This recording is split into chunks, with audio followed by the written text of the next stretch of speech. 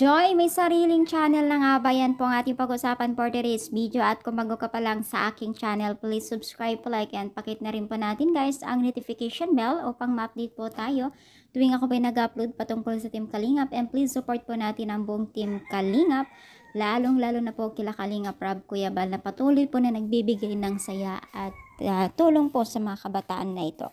So ano nga ba ito? Ang ating pag-uusapan ay totoo na nga bang may channel itong si Joy, no? So, or nagbabalat na nga bang magkaroon ng channel itong si Joy?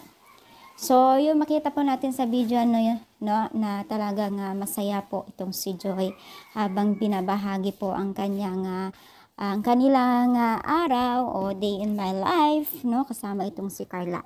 I think during sila kakain or nagaantay ng order sa restaurant, ganun, kasi kita naman po natin sa background na maingay, parang isang mall yung pinuntahan nila, no?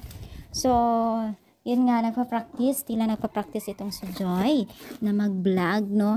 So which is wala namang masama kung magkakaroon po ng channel itong si Joy, kasi unang-una guys ay nagkaroon na po ng bahay at naibigay na po yung karapat-dapat at natulong po sa kanya. At marami pong natuwa dyan kay Joyce, no? Kasi unang-una kung wala na pong beneficiaries, or I mean kung wala na pong sponsor itong si Joy, ay meron siyang pagkukunan para sa kanyang pag-aaral o pantustos, dahil alam ninyo na napakalaking bagay po yung pagiging isang vlogger po ng mga beneficiaries. If ever man wala na, ay kilala naman ng itong si Joy, no? Wala naman siguro masama, no? Kung dadating yung time na magkaroon ng channel itong si Joy, no? Lalong-lalot pa man po ay alam naman natin na habang tumatagal ay lalaki yung gastusin ni Joy, kasi nagre-rent at nag-aaral po siya, ano? So, marami pong nag-aabang kung meron nga bang channel talaga itong si Joy, ay talagang aabangan daw nila ito para kay Joy at para makatulong naman po kay Joy. At alam naman po natin na marami din kung humahanga kay Joy, no?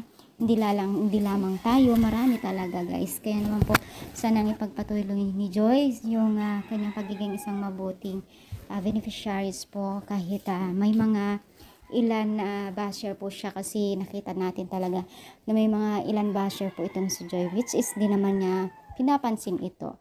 Maganda yan na sign, kasi mabuting tao naman ito si Joy, kahit pinabash po siya ay parang wala lang po. Kaya naman po, ano yung masasabi nyo? Sang-ayon ba kayo na magkaroon ng channel itong si Joy? Comment down, palike po ang ating video. Pero huwag tayong makalimot kag-support kila Kalingap Rob. Thank you so much, more power, and God bless po guys.